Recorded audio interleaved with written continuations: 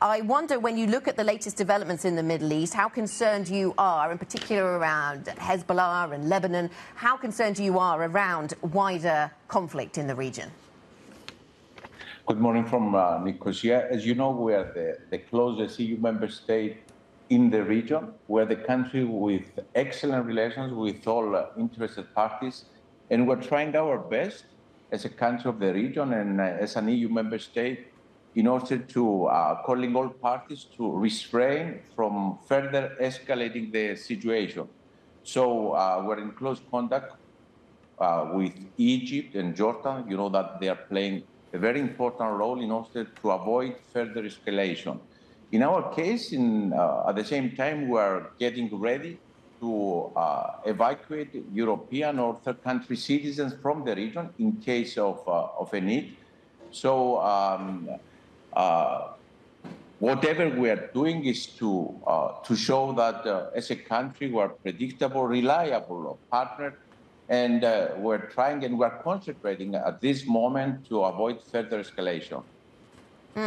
Are you concerned, and I emphasised in the introduction there, President, the fine line that you're walking. Are you concerned that Cyprus gets pulled into this in any sense? Hezbollah has threatened to retaliate against Cyprus if it helps Israel to attack Lebanon.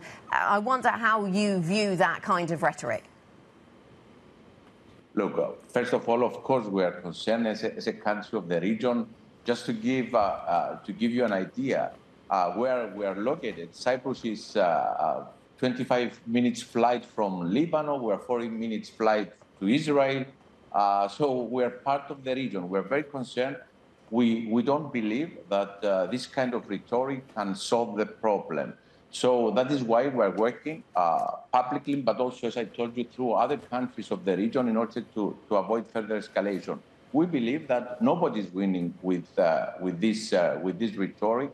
It creates more problems, and what we need to do is to concentrate on how we, and this is a key, I believe, how we resume the negotiations for the solution of the Palestinian issue. I know it's very difficult to have it now, but we need to work towards this direction because it's the only way to solve the problem in the region. Because the root causes, let's say, of this situation comes from the Palestinian issue. Mr. President, is Cyprus neutral? Can it remain neutral? What will it take to remain neutral? As I told you before, we have excellent relations with all interested parties. We're working together with Israel, with Lebanon, with Palestine, Egypt, Jordan, with all countries of the region, so we can play a role. And this role, we try to do it also with the humanitarian corridor that we set up here in Cyprus in order to help the Palestinians in Gaza. So we are accepted from all interested parties and honest, let's say, honest broker. We talk to everybody. I was in Egypt, then I went to Israel, I went to Jordan, I went to Lebanon with the president of the European Commission.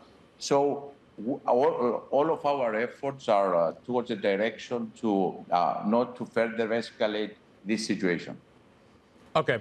How close are you, do you think, to having to activate the evacuation plan? Are you ready for that? Have you received any requests for that activation plan, for that evacuation plan to be activated? Of course, we're ready, and already I can tell you that some countries they have their diplomatic staff. They move their diplomatic staff from Lebanon to Cyprus. At the same time, we have requests from more than 10 countries in case of a need to use Cyprus as for evacuating their citizens from the region. We did it in the past. We did it in 2006 with the crisis in Lebanon, and we are ready to do it now. I hope that we'll have positive news and there will be no need for evacuation. But in case there is a need, we are ready. President, I'd like to talk to you about the 50-year-old division of Cyprus itself. Do you think reunification on the basis of that bizonal federation is possible, or is another negotiation needed?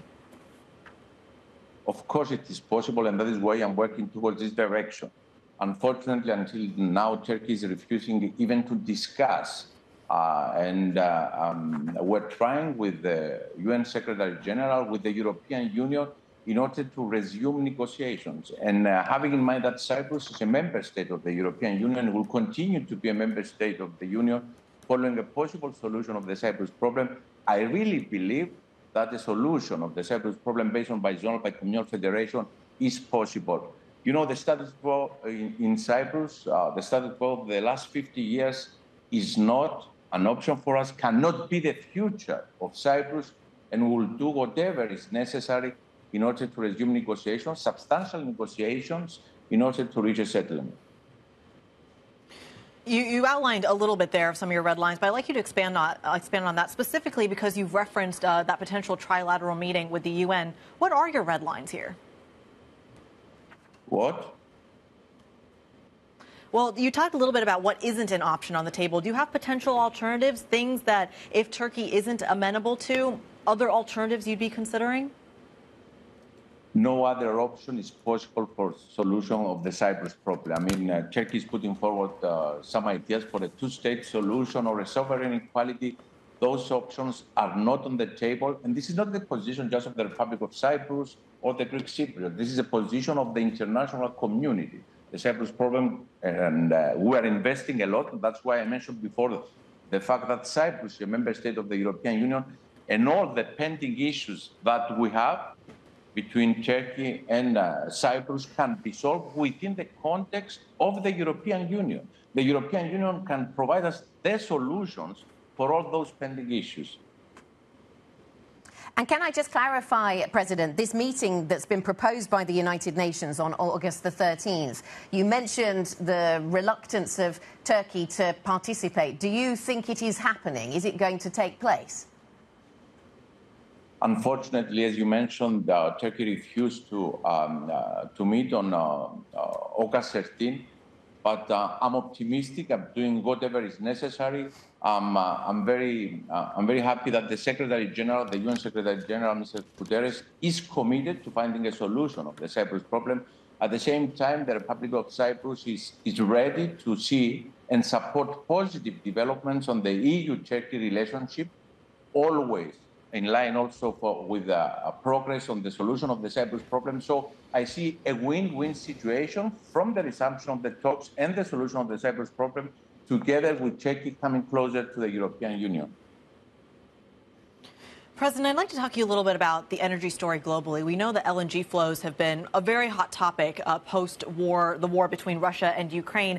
And I'm curious where Cyprus plays a role there, specifically when it comes to certain construction projects that have fallen apart. Walk us through the future of the LNG story in Cyprus when it comes to that global export story, but also specifically in regards to the Aphrodite field.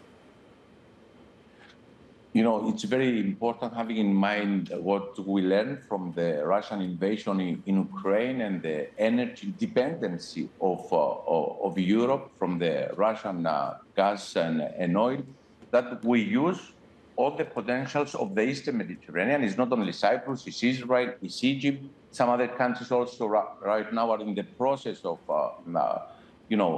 trying to find oil and gas, and we can use the Eastern Mediterranean as an alternative energy route for Europe.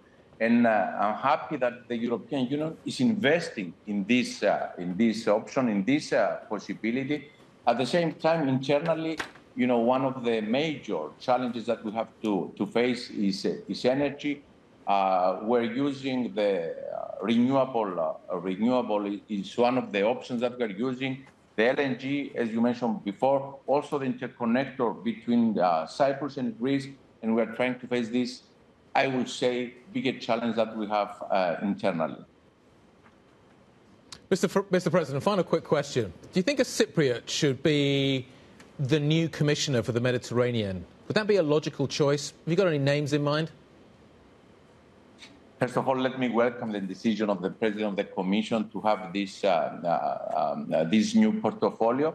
It was something that Cyprus, together with other Mediterranean member states, they were insisting in order as a European Union to show that we are really interested about the Mediterranean. I don't exclude the possibility. What is important is to see the administrative structure of this new portfolio, the possible funds, etc.